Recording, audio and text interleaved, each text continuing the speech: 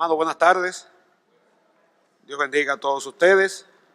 De inmediato les pido que abran sus Biblias y vayan al Evangelio de Lucas, capítulo 13.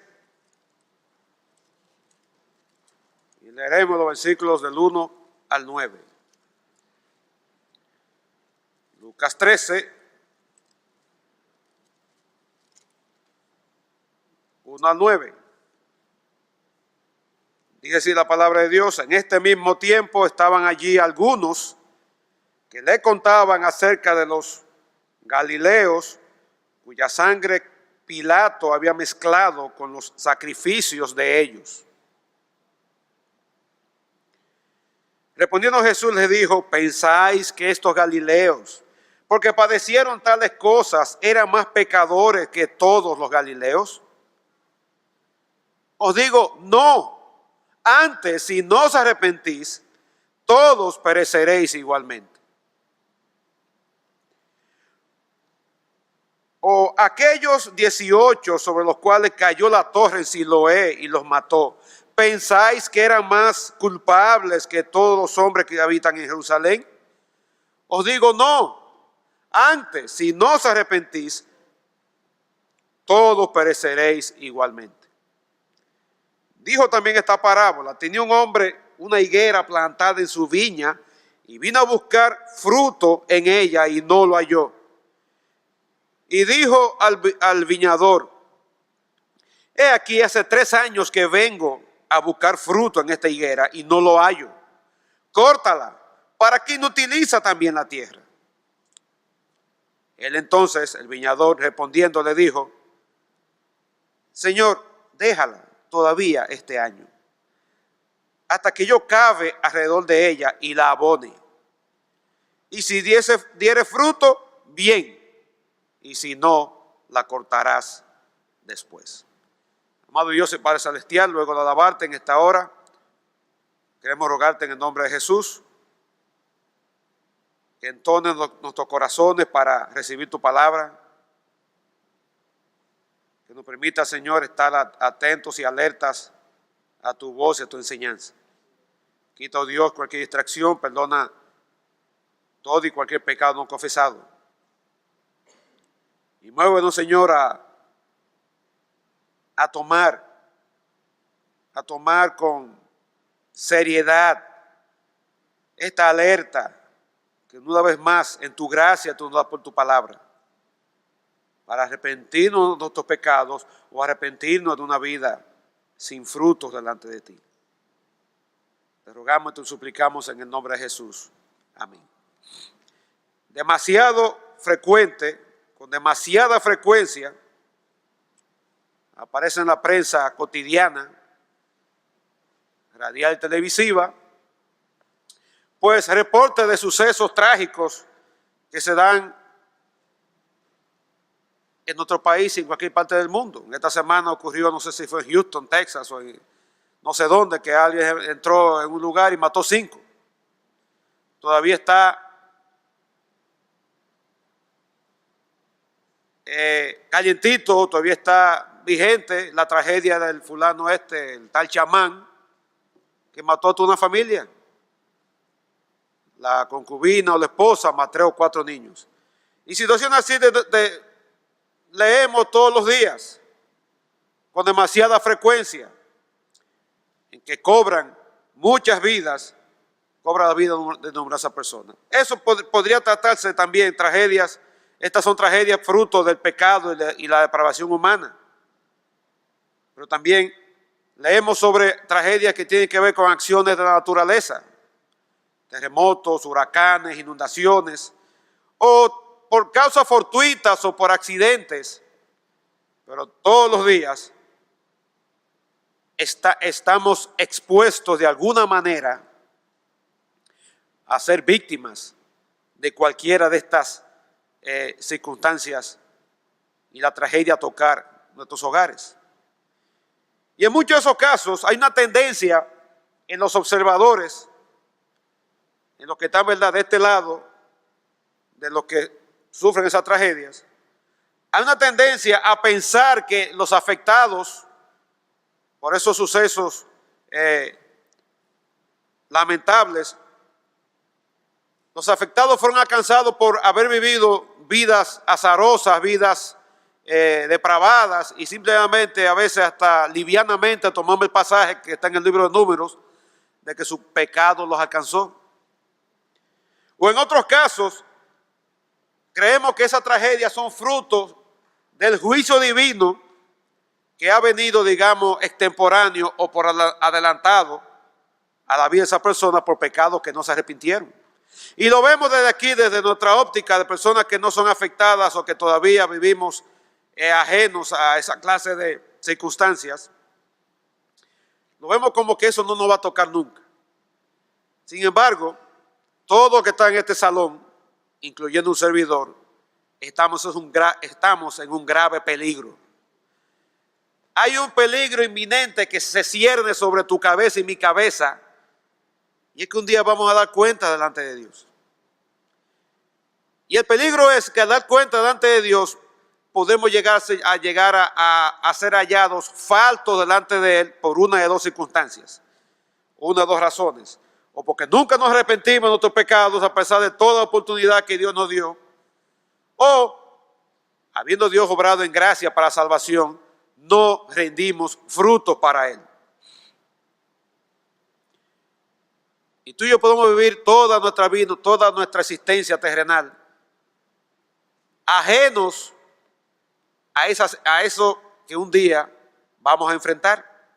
Y Dios en su palabra nos da advertencia por advertencia por advertencia, para que nos apercibamos y tomamos medidas para que ese juicio no nos alcance. Y en este pasaje que hemos leído en esta tarde, en Lucas capítulo 13, versículos del 1 al 9, podemos ver que todos vamos a padecer el mismo destino de perdición si no nos arrepentimos. Si no nos arrepentimos de nuestro pecado, todos vamos a padecer y vamos a un lugar de condenación. Y por eso es que es un buen momento, a la luz de la palabra de Dios, para que revisemos la genuinidad de nuestro arrepentimiento y también para que revisemos cómo estamos aprovechando la gracia y las oportunidades que Dios nos da para crecer y dar fruto para Él. Y este pasaje de Lucas capítulo 13 tenemos al Señor Jesucristo que está finalizando un día muy convulso, un día muy ajetreado en su ministerio terrenal. Posiblemente este capítulo o esta enseñanza es la parte final de una enseñanza que comenzó en el capítulo 11, versículo 37, cuando Jesús fue invitado por un fariseo a su casa.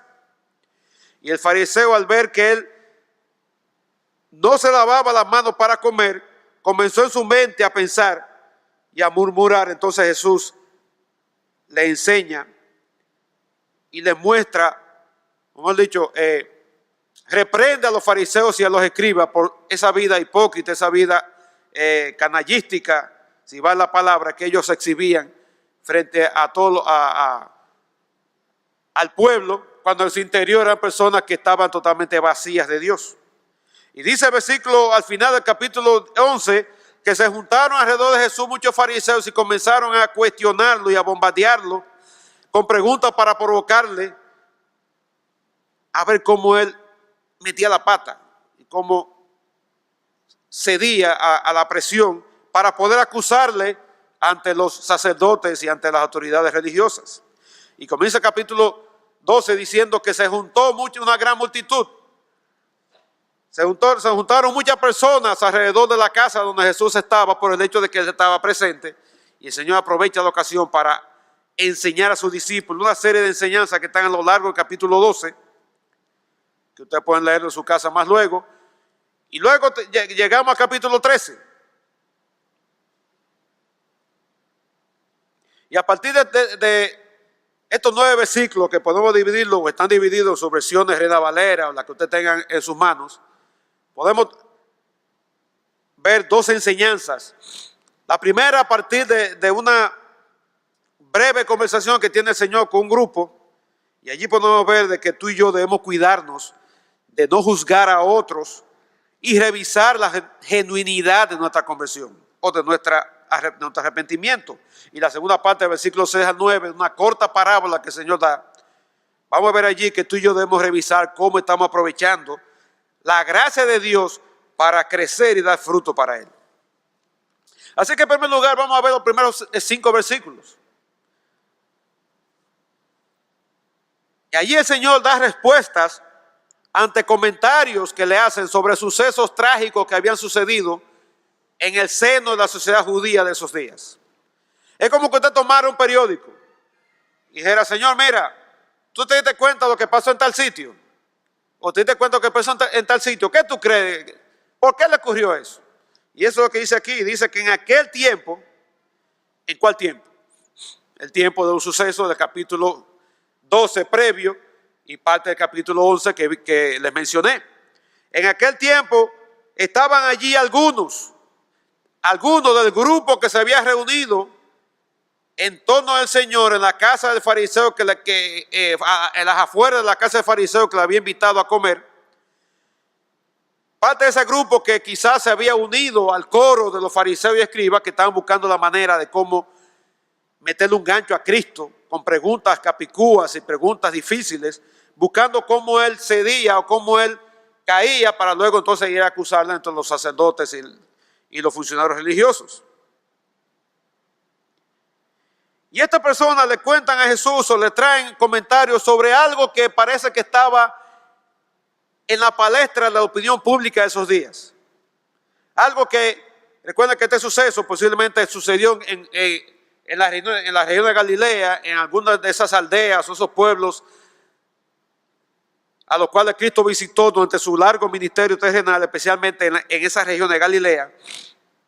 Y precisamente le comentan a Cristo de algo que sucedió, no sabemos qué tiempo antes, en Jerusalén. Una noticia que no aparece en ningún otro registro, o sea, un suceso no aparece en ningún otro registro histórico, ni siquiera Flavio Josefo habla de ellos en sus anales, en sus libros sobre historia judía. Pero tenemos aquí el relato bíblico. Y dice que le hablan sobre, o le cuentan acerca de ciertos galileos cuya sangre Pilato había mezclado con los sacrificios de ellos. Eso sucedió en la ciudad de Jerusalén, en el área del templo. El pasaje no nos dice, la historia no nos cuenta quiénes eran estos galileos. Posiblemente eran revoltosos, quizás celotes, sediciosos, quienes de alguna manera se escondieron o llegaron a los recintos del templo, quizás huyendo de la persecución de los soldados romanos, y los soldados entran allí, no reparan en la solemnidad del lugar, no reparan en lo sagrado del sitio para la religión y la nación judía, y allí ejecutan a esos individuos. Y de alguna manera, como dice el relato, mezclan la sangre de ellos con la sangre de los sacrificios que se estaban efectuando en ese día, como era típico, normal, como parte del sistema ceremonial de la religión judía. Y eso fue una acción que me imagino que causó un revuelo en el seno de la sociedad judía.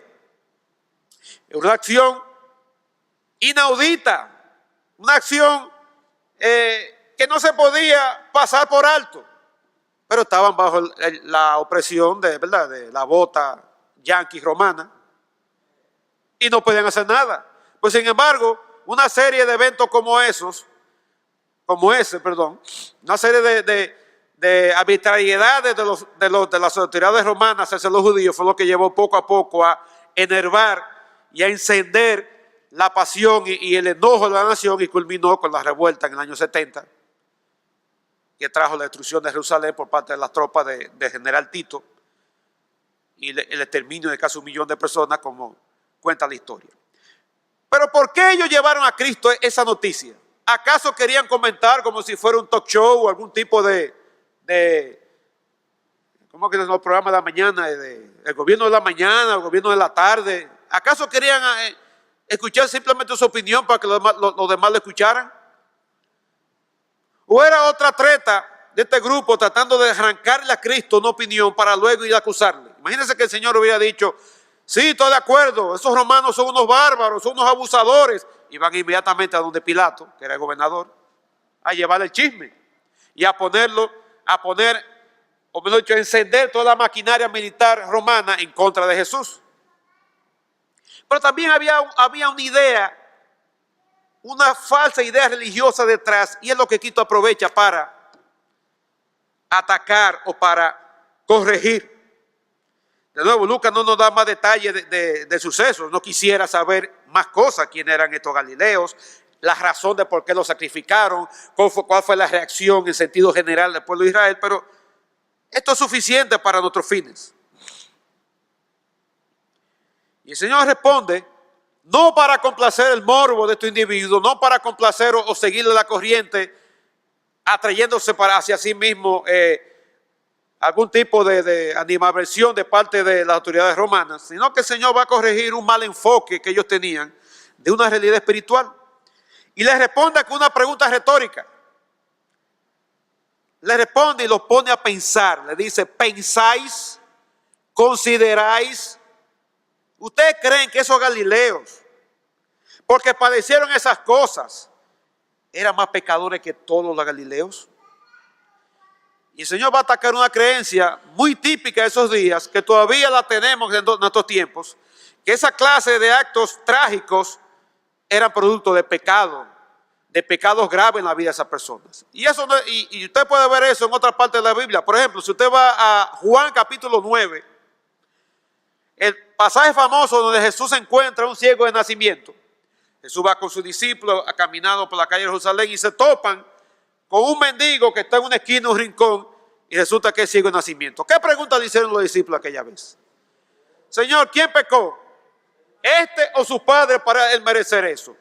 Entonces, eso era una idea que estaba en lo profundo del corazón de la creencia de esos días, de que alguien era paralítico, o era ciego, o sufrió cualquier infortunio. Eso fue producto de pecado de él o de sus padres. Pero también vemos eso en otra cultura. Si usted va a Hechos capítulo 28, cuando el grupo con quien Pablo andaba en este barco naufragaron en la isla de Malta, ¿te recuerdan? Dice que llegaron y era un tiempo tormentoso, lluvioso, hacía mucho frío, y los lugareños recibieron a los náufragos, los acomodaron, le prendieron un fuego. Y dice que Pablo estaba al lado de una fogata buscando, ¿verdad?, un calientito, y por ahí mismo había otra cosa buscando el mismo calientito, y era una serpiente. Y la serpiente se le pegó de la mano. Y muchos lugareños vieron eso, vieron la serpiente colgando de la mano de Pablo, y Pablo simplemente la sacudió y se cayó. Y dice el relato bíblico que todos esperaban que en cualquier momento Pablo iba a comenzar a convulsionar, Pablo iba a comenzar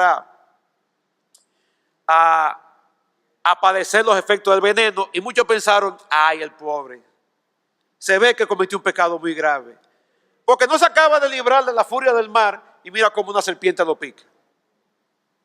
O sea que ese pensamiento no era solamente propio de la nación del pueblo judío, eso se extendía a lugareños de una pequeña isla al sur de Italia llamada Malta, y eso todavía lo creemos en nuestros tiempos.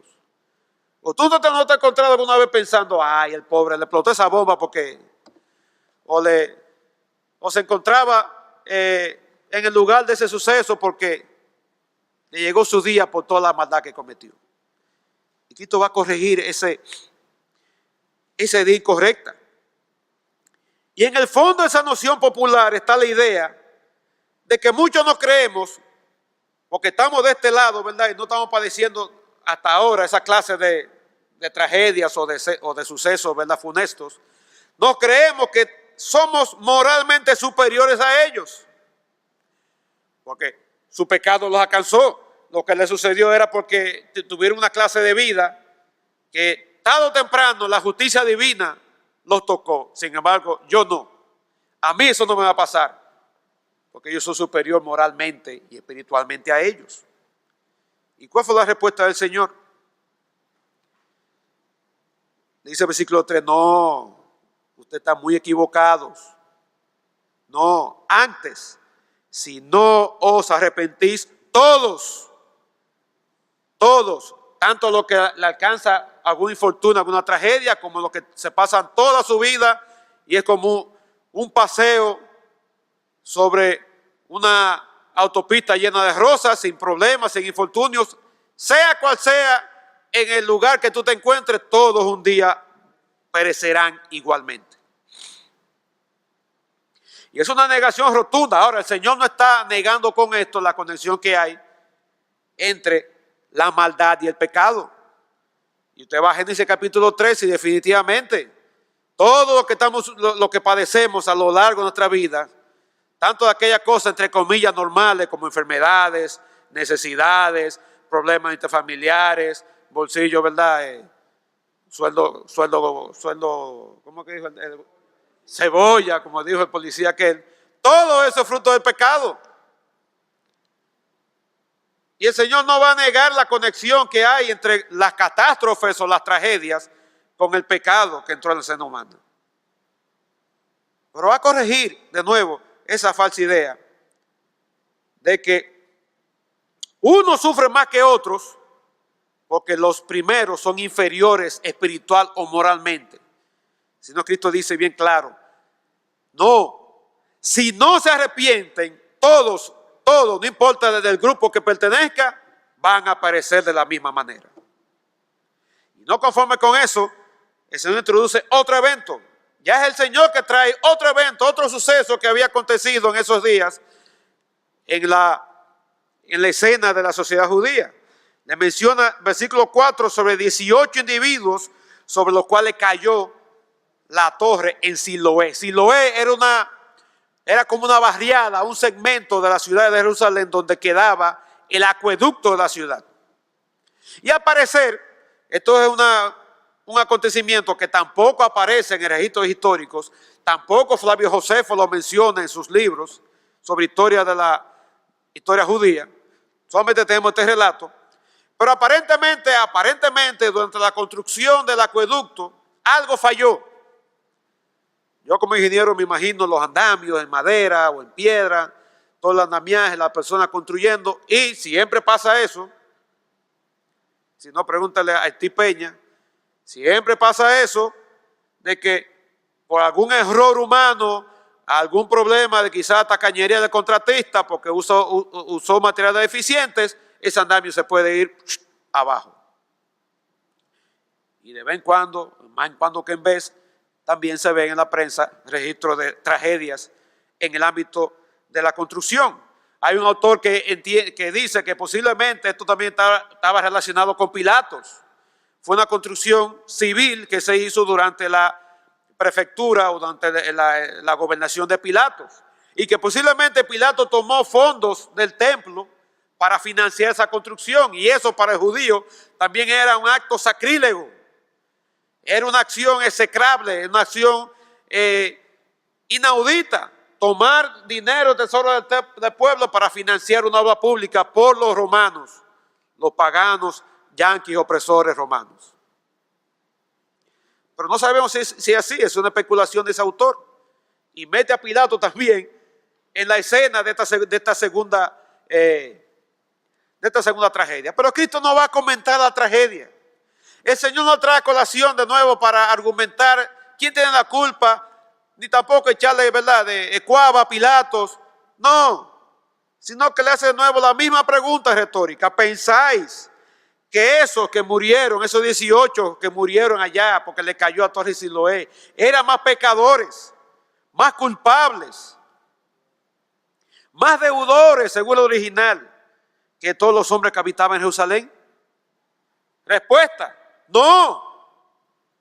El hecho que le cayera esa torre a esos 18 obreros no los hace más pecadores, no los hace más dignos del infierno que los demás, no.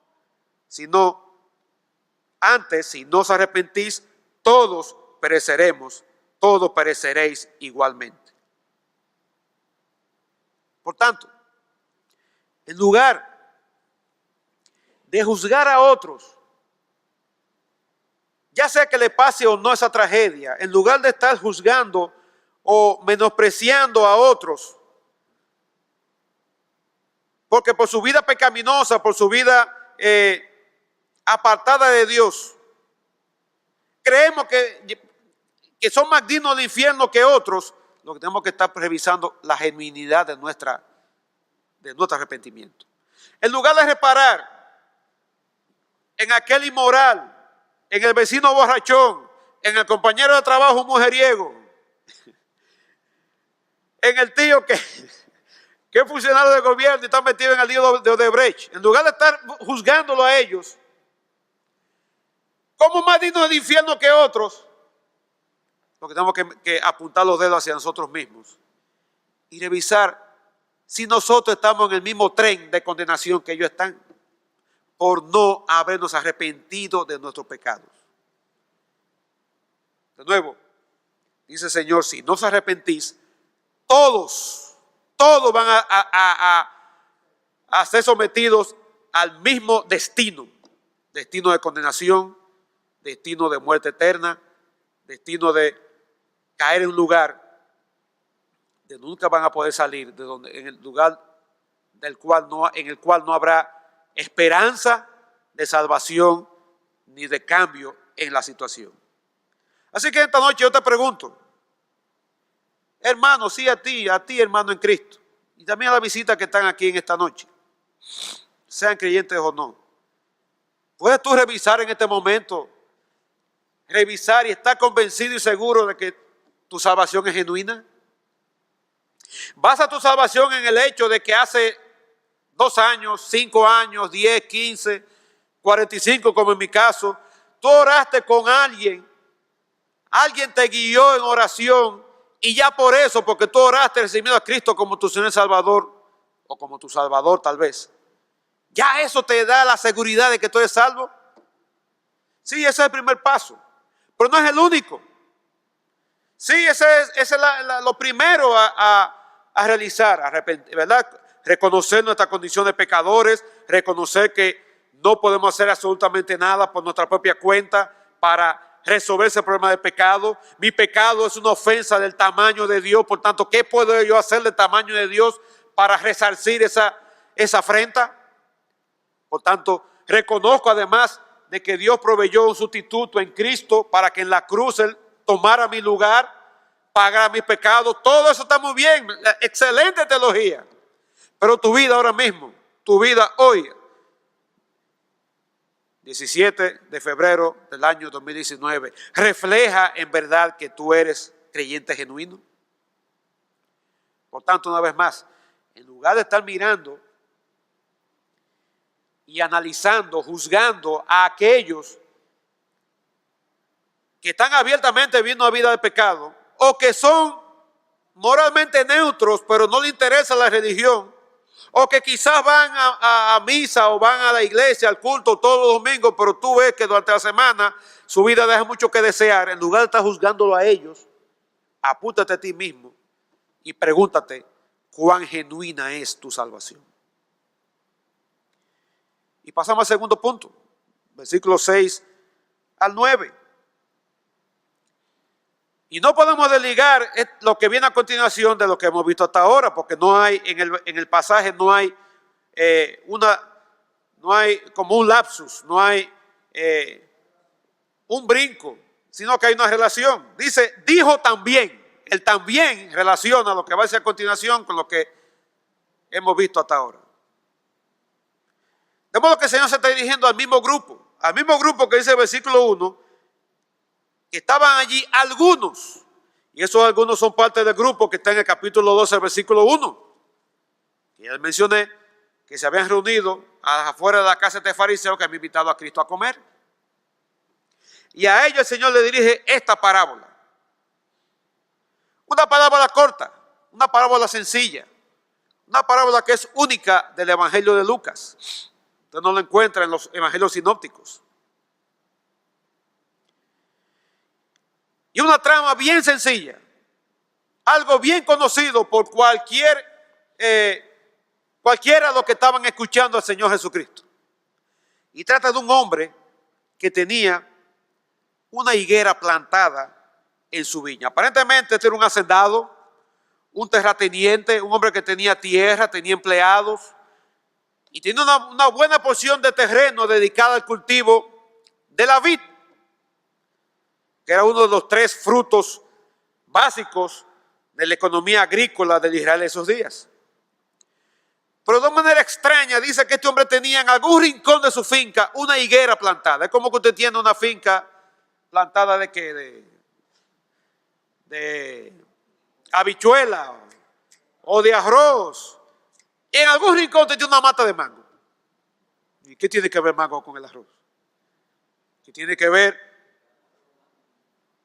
la higuera con la viña? Bueno, por este hombre se le ocurrió en un pedazo de su propiedad plantar una viña. Perdón, plantar una higuera, gracias. Y dice que él venía cada tiempo a buscar fruto en ella y no la hallaba. Y si él era un buen judío, un buen seguidor de la ley judía, él debió haber plantado esa viña y haber esperado unos 4 o 5 años antes. Claro, primero esperar que creciera, ¿verdad? Yo no sé qué tiempo se toma la higuera para crecer. Ya cada vez está más en desuso, ¿verdad? Estudiar agronomía, y de hecho aquí yo creo que no hay ningún agrónomo para que me dé esa información. ¿No vino quién?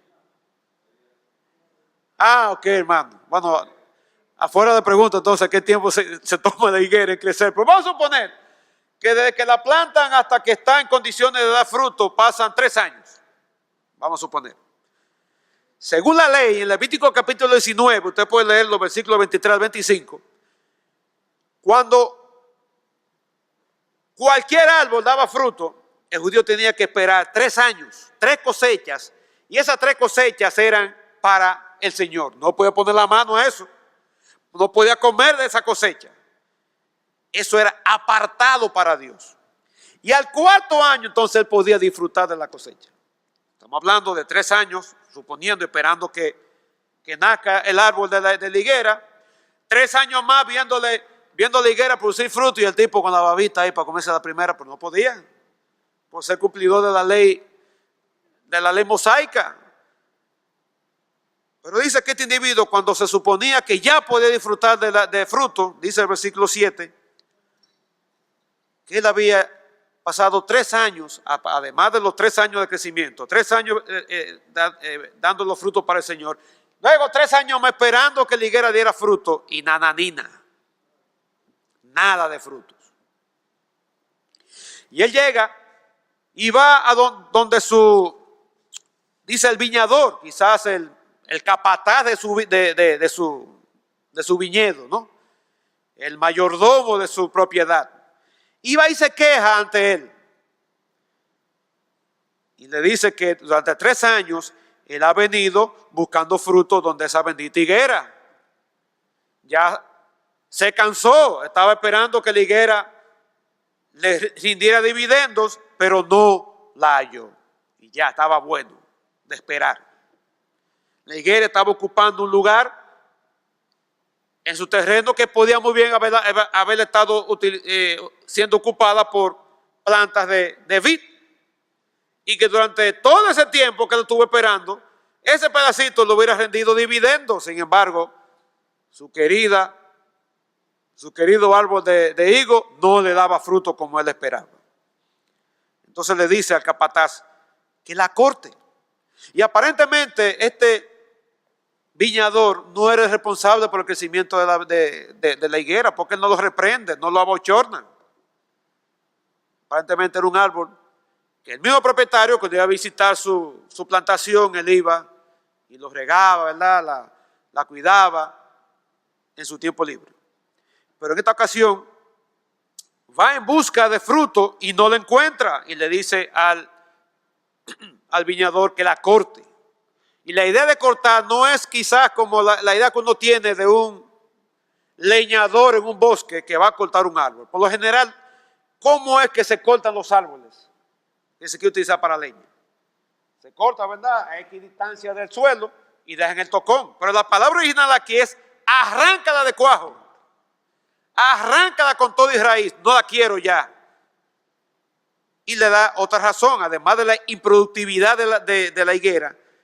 Le dice arráncala porque ¿para qué inutiliza también la tierra? Años y años y años ocupando ese pedazo, inutilizando la tierra que podía muy bien haber sido utilizada para sembrada de uvas y le hubiera sacado mejor dividendo.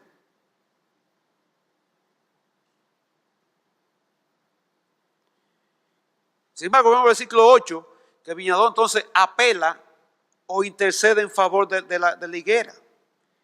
Y le dice, Señor, vamos a hacer una cosa, te quiero hacer una sugerencia, te quiero hacer una propuesta. ¿Qué te parece si tú le das una oportunidad a esa higuera? Vamos a darle un año más. Recuerda, había pasado los años de crecimiento del árbol. Vamos a ponerle 3 años. Los 3 años que la ley decía que los primeros frutos eran para el Señor. Y luego el mismo dice aquí el versículo 7 que durante 3 años después, el dueño de la viña, por ende el dueño de la higuera, había venido a buscar fruto y no encontraba. O sea, 9 años esperando. Y este hombre le dice, dale un año más. Y yo me voy a encargar personalmente de cuidarla. Dice que le iba a cavar alrededor, le iba a remover la tierra y le iba a abonar. En esos tiempos el abono era estiércol de animales. La iba a cuidar, la iba a mejorar de tal manera que iba a cambiar las condiciones en que se encontraba esa higuera, iba a mejorar, ¿verdad? Quizás las condiciones como se encontraba la raíz. Tal vez, como nadie le ponía la mano, la tierra estaba dura y de alguna manera le llegaba pocos nutrientes, yo no sé. El punto es que él se ofrece a cuidarla, a acabar alrededor y a abonarla. Y le dice en el versículo 9, y si diere fruto, amén, conseguimos lo que buscábamos. Te sentirás satisfecho al comerte los primeros higos. Pero si no, machete con ella. Y el Señor termina ahí la parábola. Y el Señor tiene, ¿verdad?, esa peculiaridad que termina abruptamente las parábolas. Y no da ninguna seña ni pelo de por dónde marcharla la parábola. Y nos toca a nosotros entonces pensar en la interpretación de la misma. Y un principio de interpretación de parábola que usted tiene que pensar cómo los interlocutores del Señor, cómo los receptores de la parábola, cómo la entendieron antes de aplicarla a nuestros días, a nuestra sociedad, a nuestro contexto. ¿Cómo entendieron este grupo a quien Cristo le dijo la parábola? Posiblemente. Yo le propongo lo siguiente. La viña definitivamente es la nación de Israel. A lo largo de todo el Antiguo Testamento, especialmente en los libros proféticos, el árbol de la viña representaba a la nación de Israel.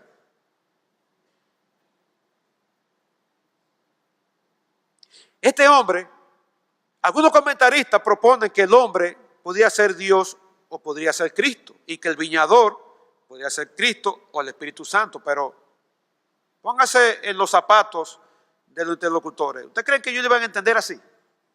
No. Ellos no iban a entender que era Cristo. De hecho, Cristo está hablando con ellos. Para ellos Jesucristo era un gran maestro, ¿verdad? Un gran líder, un sanador, pero lo más lejos que tenían que era Dios.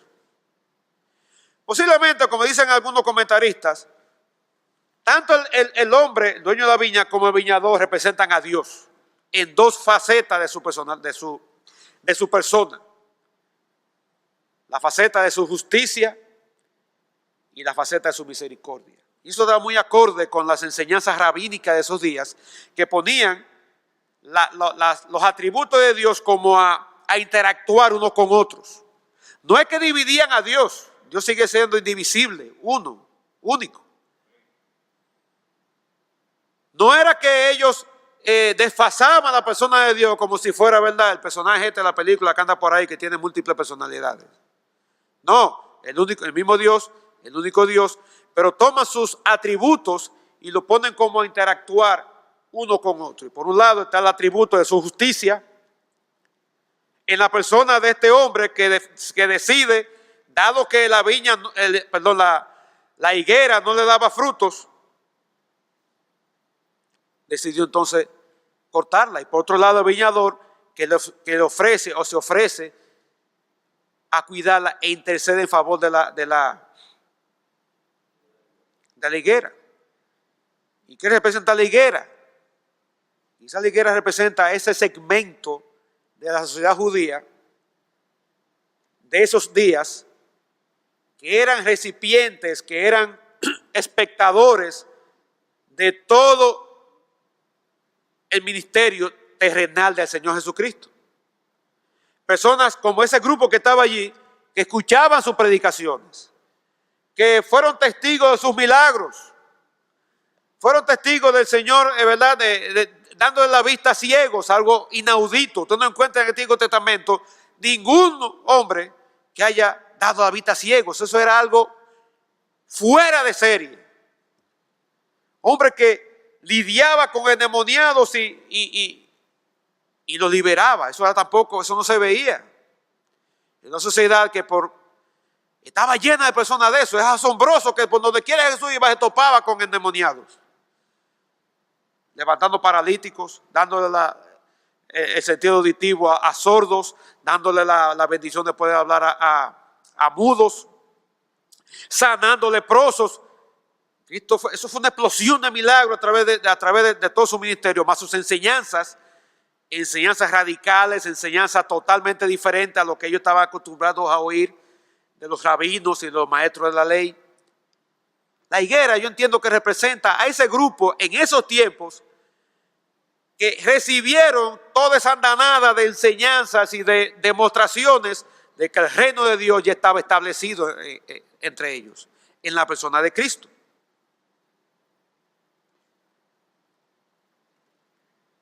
Y el afán, ¿verdad?, del dueño de la higuera de ir a buscar frutos representa ese anhelo de Dios de ver a su pueblo rendir dividendos de arrepentimiento y de vida cambiada, de vida transformada, a propósito del ministerio de Cristo entre ellos. Pero la improductividad de la higuera parece que ilustra precisamente lo que se ve en esos días. Como Cristo hacía milagro tras milagro, tras milagro y tras milagros, enseñanzas, y la reacción del pueblo era incredulidad tras incredulidad. Su mismo pueblo natal, Nazaret, dice que Cristo no pudo hacer milagros allí, no pudo hacer muchos milagros por la incredulidad de los habitantes de Nazaret. Y como en otra parte de la Biblia el Señor lanza ayes contra ciudades en las cuales ministró, ciudades de Galilea, Corazín, Betsaida, Capernaum. Y le dice incluso que el juicio para ellos iba a ser mayor que el juicio para los que fueron eliminados aquella vez en Sodoma y Gomorra, perdón. Me inventé un nombre nuevo ahí. Sodoma y Gomorra. Ok. Entonces la improductividad de la higuera representa precisamente esa falta de arrepentimiento de Israel ante la presencia de tantos milagros y predicaciones del Señor Jesús. Falta de arrepentimiento debido a incredulidad y a mundanalidad. Y la decisión del dueño de eliminar a la higuera representa la decisión divina de juzgar a Israel precisamente por esa dureza de corazón. Representa el ejercicio divino, la prerrogativa divina de traer juicio sobre su pueblo en aquella ocasión, precisamente por no responder como debían responder ante la presencia del mismo Dios en la persona de Cristo entre ellos. Pero la intervención del viñador parece ilustrar la misma misericordia de Dios en darle nueva oportunidad a los israelitas de ese tiempo de que se arrepintieran y cambiaran sus vidas. Y el acto de cavar y de abonar, yo sugiero que representa la predicación de los apóstoles.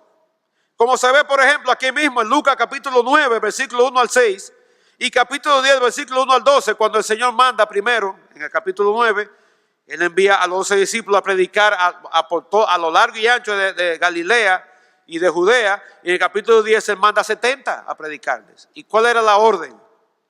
Id primero a la nación de Israel. No, se toparon samaritanos, no, sigan derecho. Se toparon con gentiles, no. Primero a la nación de Israel. Y luego vemos en el libro de Hechos, ¿cuál es la estrategia, por ejemplo, del apóstol Pablo? Cuando llegaban a cualquier ciudad, ¿a dónde se dirigían? A la sinagoga, a hablarles a los judíos. ¿Por cuál fue la reacción vez tras vez? Tanto en la región de Judea, Galilea, durante el ministerio del Señor, así como en esas ciudades donde iban los apóstoles. La reacción general era de rechazo, era de repudio, era de falta de interés en arrepentirse ante el mensaje, ante las oportunidades que Dios les daba para arrepentimiento. ¿Y en qué terminó eso? Como dice el versículo 9, si no responden, si el árbol no responde al cuidado durante un año, córtala después. Y eso fue lo que finalmente se dio. Y ese versículo no es más que las premoniciones, ¿verdad? Como los pronósticos de lo que iba a suceder en un futuro cercano. Menos de 40 años después, en el año 70 después de Cristo, como ya lo mencioné y como ustedes lo saben, pues juicio vino sobre la nación de Israel con la destrucción de Jerusalén y el templo.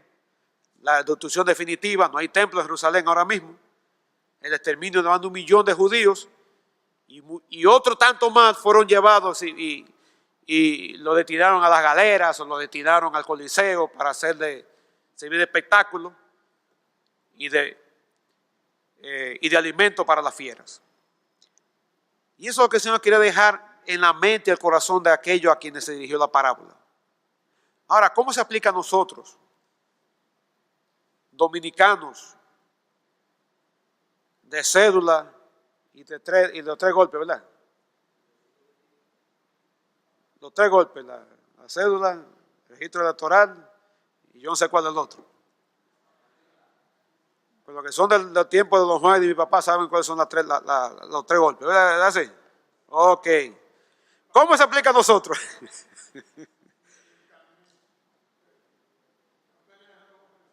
Así que pregúntale a don Juan cuáles eran los 3 golpes en los tiempos de Trujillo. Si usted no lo sabe, especialmente a la generación, ¿verdad? Los millennials, que está presente aquí. Centennial, millennial, decennial, yo no sé cuántos ennials se han inventado para justificar toda, ¿verdad?, la perversidad de estas nuevas generaciones. Entonces, ¿cómo podemos entender la parábola? Definitivamente, tanto el dueño como el viñador representan a Dios. Y vamos a tomar, creo que una buena ilustración, a Dios mostrando por un lado su justicia, pero por otro lado su amor y misericordia. La higuera representa a cualquiera de nosotros. A cualquiera de nosotros de quienes Dios espera que nos arrepintamos de nuestros pecados, que escuchamos una y otra vez las predicaciones, las amonestaciones, las llamadas de Dios, las llamadas en amor para que nos arrepintamos, para ser salvos. O también representa a cualquiera de nosotros que decimos que somos salvos y que Dios espera que demos frutos de vida cambiada, frutos de vida transformada.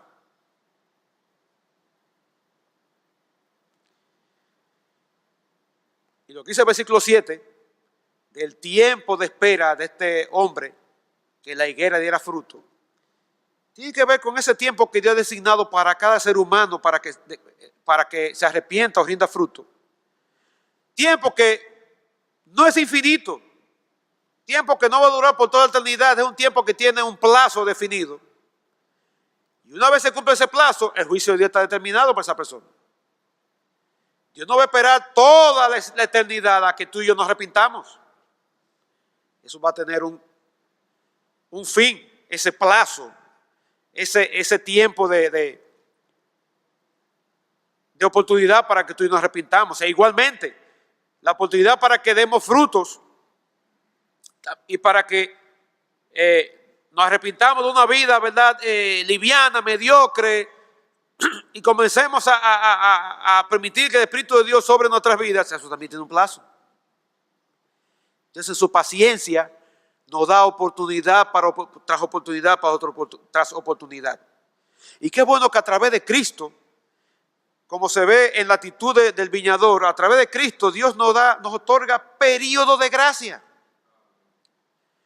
Y a través de predicaciones como esta, y no porque yo sea este servidor que esté al frente, así fue esta mañana, no fue el domingo pasado, será el domingo siguiente, Dios a ti y a mí nos da periodo de gracia y muestra su misericordia esperando que tú y yo demos el paso para arrepentirnos o demos el paso para comenzar y abrir nuestros corazones para que el Espíritu de Dios comience a obrar y podamos rendir frutos para Él. Pero la paciencia de Dios tiene un límite. Y un día su paciencia se va a agotar. Y el llamado de Dios para el hombre que se arrepienta, y ese hombre sigue descuidando ese llamado, o ese creyente sigue descuidando el llamado para santificación y consagración, si no obtempera el llamado, el juicio es inevitable. Y ya sea con la muerte física, o ya sea con cualquier otro medio de disciplina divina, Dios a ti y a mí nos va a juzgar por no obtemperar el llamado a arrepentimiento o el llamado para abrir nuestros corazones y permitir que el Espíritu de Dios nos transforme y haga la obra de santificación de llevarnos a cada vez parecernos más al Señor Jesucristo. Así que, hermano, aquí tenemos una nueva advertencia para ti y para mí. Una advertencia para que no dejemos que caiga en oídos sordos. Esto es grave, como dije al principio, eso es un peligro que se cierne sobre todos nosotros, y yo me incluyo ahí. El peligro de que Dios agote su paciencia, y como dice el versículo 9, si damos fruto, amén. Si reconocemos ese llamado, si hacemos caso a su voz de alerta, bien, qué bueno. Pero si no lo hacemos, simplemente la sentencia está ya dictada. Córtala después. Así que debemos revisar, para concluir, cómo estamos aprovechando la gracia de Dios para dar frutos espirituales. Y allí en tu asiento, pregúntate, en esta semana que terminó ayer, con este mes y medio que ha transcurrido el año 2019, ¿cuánto te está permitiendo al Espíritu de Dios que te transforme? ¿Cómo está tu tiempo en la palabra cada día? ¿Cómo te está aprovechando los medios de gracia que Dios ha dispuesto para obrar santificación en tu vida? La palabra, su lectura, estudio, meditación, la exposición a predicaciones, la oración, la comunión con los hermanos. ¿Cuánto te está aprovechando? Pasa un balance. Por eso Dios nos ha dado inteligencia para que hagamos un ejercicio contable sencillo y simplemente nos preguntemos cuánto yo estoy aprovechando la gracia de Dios día tras día para crecer y rendir frutos. Y si no lo estás haciendo, es una muy buena oportunidad allí en tu asiento que tú hables con el Señor y tome decisiones. No que le prometa de nuevo que vas a comenzar en la Biblia, que la dejaste en Levítico capítulo 11 y capítulo 12. ¿Verdad? Cuando comienza a hablar del tema de la lepra y todo ese tipo, ¿verdad? Que ese es como el freno. El que pasa esa barrera ya tiene garantizado la vida entera. O que comenzaste a orar pero se te acabó la gasolina. No es que haga promesa nueva. Es que abra tu corazón para que el Espíritu de Dios te transforme.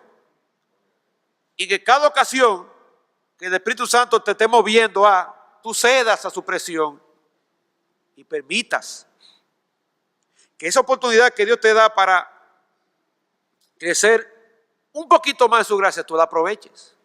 Y para los que están aquí presentes, que todavía no se han arrepentido, pues la advertencia es clara ahí. La paciencia de Dios no es eterna. La paciencia de Dios termina el día que tú te mueres. De nuevo, si no nos arrepentimos, todos vamos a morir igualmente. Hasta ahí llega la presencia de Dios y la pregunta es, ¿y cuándo yo me voy a morir? No, por eso está demasiado lejos. Mira, yo tengo, ¿verdad? Yo soy millennial, los centennial, lo que se llama ennial. Y eso está muy lejos, vamos a dejarle eso, ¿verdad? Los ancianos, que son los que están más cerca. La incidencia de ataque cardíaco en la juventud cada día es más grande. Muerte por ataques cardíacos. Y la incidencia de, ¿verdad?, de otras enfermedades que años atrás no se veían, que cada vez mayor en la juventud. Y la delincuencia. Por quitarte este bendito aparato, que tú lo vas exhibiendo, ¿verdad? Graciosamente, caminando para ahí para abajo, aparece uno que lo necesita más que tú. Lo necesita más que tú. Y no te lo pide gentilmente, te lo pide a la mala y fácilmente te quita la vida por un disparate. O sea que tu vida y mi vida está pendiente de un hilo. Y puede ser hoy, puede ser mañana, como puede ser el año que viene, como puede ser dentro de 30 años, pero la muerte no va a llegar a todos. Y después de la muerte ya no hay remedio. Ese es el tope de la paciencia divina. Y vas tú a seguir abusando de la paciencia de Dios. Y hoy es el día aceptable, hoy es el día de salvación. Y si Dios te trajo a ti hoy a escuchar, no a este siervo inútil, sino a escuchar su palabra, es porque Dios te está dando una nueva oportunidad en su gracia de que tú respondas al llamado a arrepentimiento. ¿Qué vas a hacer con ese llamado? Una vez más lo vas a echar a la basura o vas a aceptar la invitación divina a salvación. Vamos a orar. Padre, esta noche, ya de noche, comenzamos en la tarde, queremos pedirte en el nombre de Jesús que tú sigas hablando en nuestros corazones. Gracias por tu palabra, gracias por esta nueva advertencia, esta realidad de que si no nos arrepentimos todos vamos a perecer, vamos a padecer o a sufrir el mismo destino que millones y millones han sufrido por no creer, por no obtemperar, por no responder a tu llamado a arrepentimiento. Señor, y si esta noche entre nosotros hay personas, incluso entre nosotros personas que han estado por años escuchando el mensaje, y lo tildamos de hermanos, si ellos mismos se creen que son salvos, si esta noche no lo son, porque tu Espíritu Santo lleva convicción de pecado y motívanos, Señor, al arrepentimiento. Y a lo que hemos caminado contigo ya un trecho, pero todavía no estamos rindiendo los frutos que tú esperas de nosotros. Muévenos por tu Espíritu Santo, Señor, a tomar decisiones. Y hazlo, Dios, para que tu nombre sea glorificado. Hazlo, Dios, para que nuestras vidas sean bendecidas. Hazlo, Señor, para que la gloria de Cristo brille cada vez más en nuestras vidas. Porque en su nombre oramos en esta hora. Amén. Hermano, Dios la bendiga a todos. Bueno.